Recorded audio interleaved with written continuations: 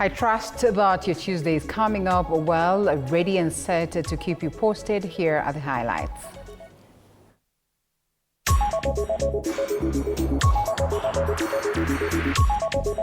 Top on news. President William Ruto receives the report on the recruitment of nominees for the positions of chairperson and members of the Independent Electoral and Boundaries Commission from the Dr. Nelson Makanda-led selection panel. Also, National Assembly Speaker Moses Wetangula demands a speedy probe into the death of Kasipul Member of Parliament Ongondo Were. And as Parliament, we will be available to assist in every way we can with any information that may be helpful, that the investigators may seek. As Homa Bay County Commissioner urges residents of Kasipul constituency to uphold peace before, during and after the burial of their fallen legislator. And fireworks are the Senate as a Labour CS Alfred Mutua appears to answer questions on the controversial Kazi Maju program. Agents call out a section of senators for having personal interests in the exercise. Welcome, and the broadcast begins right away. This is News Now with me, Linda Alela. President William Ruto has officially received the IEBC nominee selection report from the IEBC selection panel led by Dr. Nelson Makanda at State House here in Nairobi. Commending the panel for their thorough work, the President affirmed his commitment to fulfilling his constitutional duties by nominating the selected candidates and forwarding their names to the National Assembly for approval. Ruto underscored the urgent need to restore the full functionality of the IEBC while emphasizing that a credible and operational electoral process is critical for strengthening democracy, upholding the rule of law, and ensuring transparent electoral processes.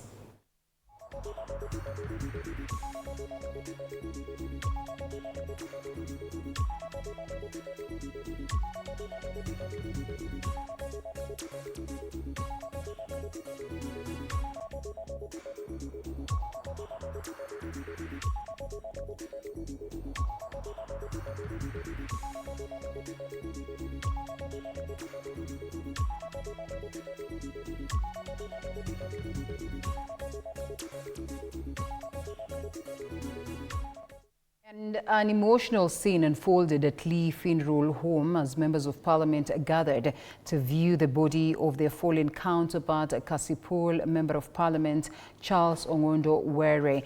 Speaking at the Lee Funeral Home, National Assembly Speaker Moses Wetangula condemned the brutal killing of the legislator and urged the Directorate of Criminal Investigations, DCI, to fast-track investigations and ensure that all those responsible are brought to justice. Wetangula emphasized that Were's tragic murder is a grave concern that demands a swift action, stressing the need for accountability and justice for his family and constituency.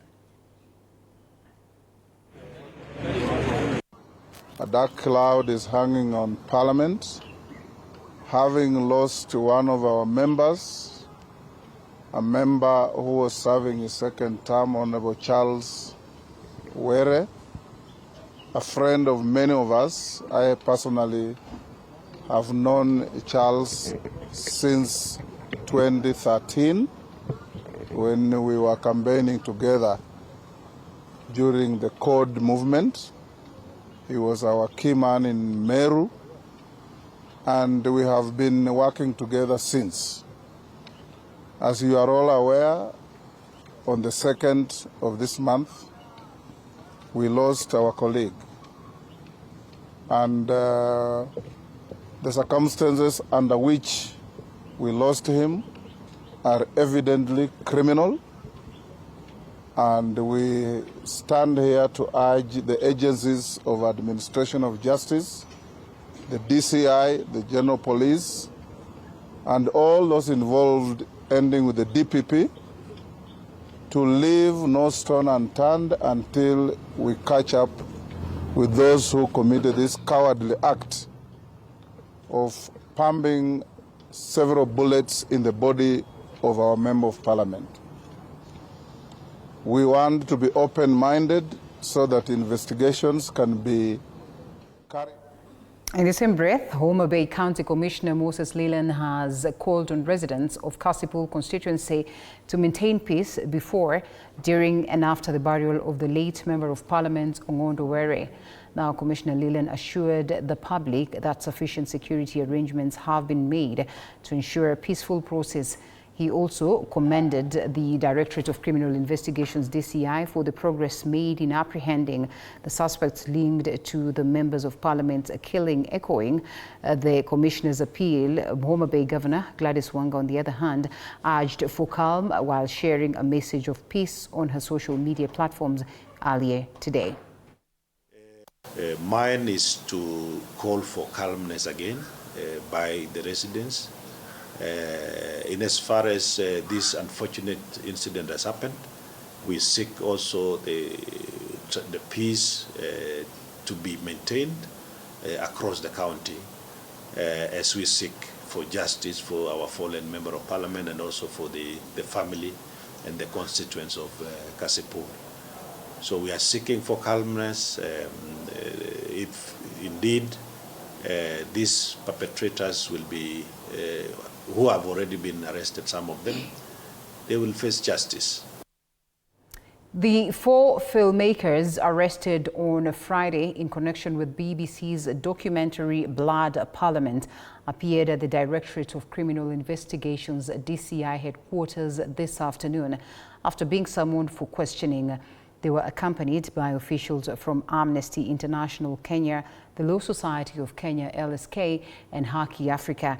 Advocates are demanding transparency and accountability in the process, while emphasizing concerns over press freedom and the role of governmental institutions in safeguarding journalistic integrity. The human rights activists have demanded that DCI hands over the journalists, that is, equipment which have since been confiscated under what they termed as unlawful events. The 4 have, however, not been charged with any lawlessness, and there was no warrant of arrest against them, at least according to Amnesty International.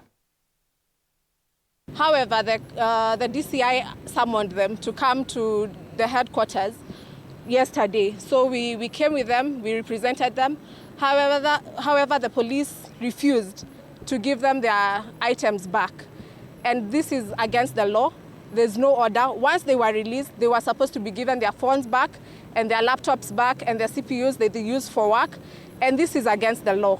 They are holding those items against the law, and it should be called. We are calling against what they are doing, because 1, they are denying these boys from continuing with their businesses, and they are actually stopping the work that they are doing of filmmaking. So we are calling against the DCI and its leadership for what it has done, and further, even them summoning today, it's against their liberty. They are in a constant state of being summoned in the police, coming, so they have no freedom. They have not been given any court date. As you can see, they have a following, they have a support base, and we have heard emphatically from the DCI that there are no summons that are prevailing in terms of the 4 individuals. Furthermore, there is no warrant of arrest that has been preferred against any of the 4 of them. So they are not even persons of interest at this stage. They are not suspects, and we would like them to essentially receive back their property so that they can continue to do what they do, which is essentially to make independent films,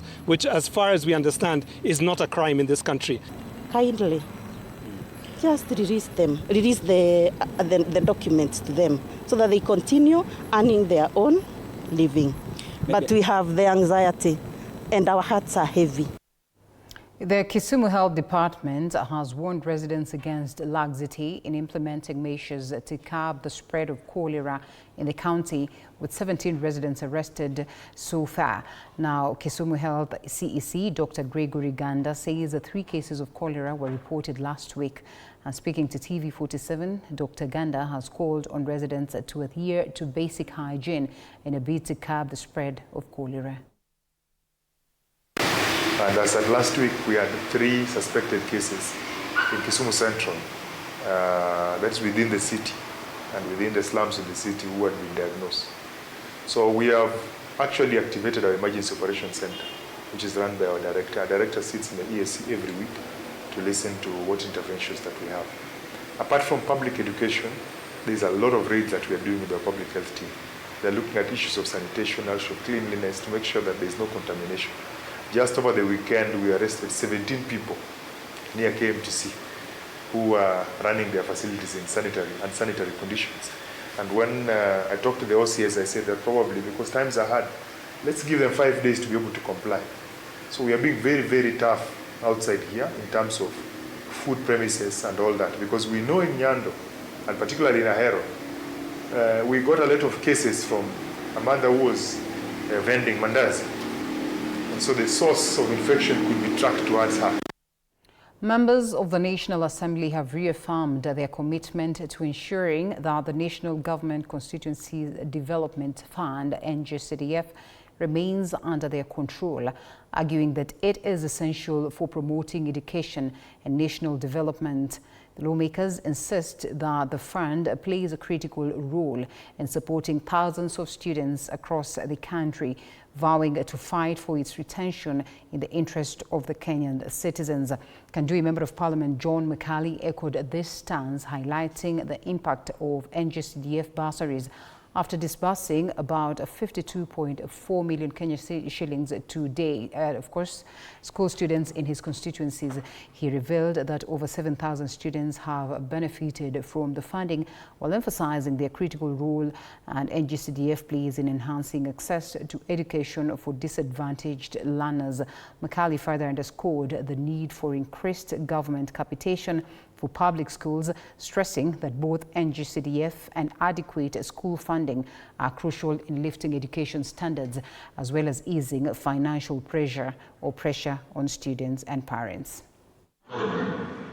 Na leo tumekuwa hapa kwa hiyo hafla na tumemaliza. In total now we are paying for close to 7,000 students katika shule zetu within this Kandui constituency. We are prioritizing our day school sana, kwa sababu hao ndio wanafunzi ndio wako na shida zaidi. Kila mwanafunzi wa day school tuko tunamlipia shilingi 5,000.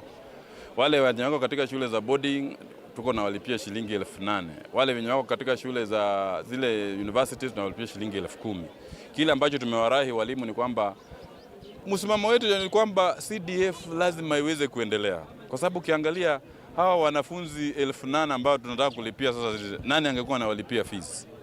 Jambo la pili, ukiangalia kila shule unakitambia katika mashule nyingi utaona at least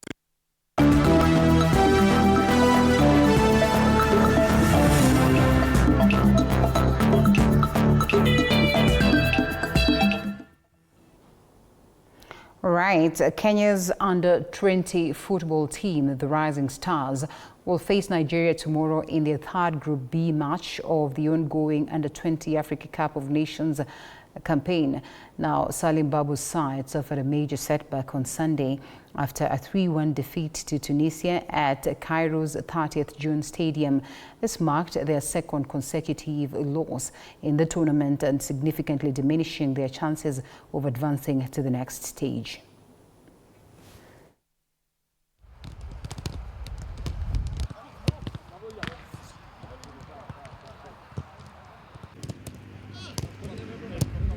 Hello.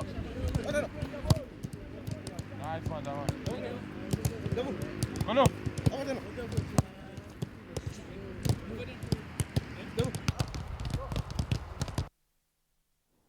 Okay, aggressive Nottingham Forest remained in the race for a Champions League place despite being held.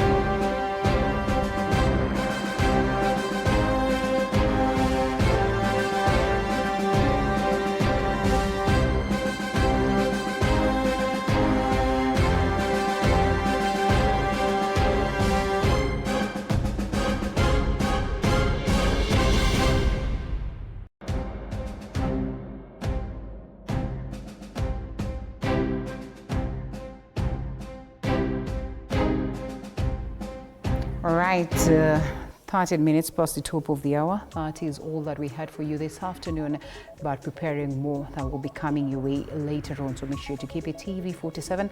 My name is Linda Alela. I close the news now.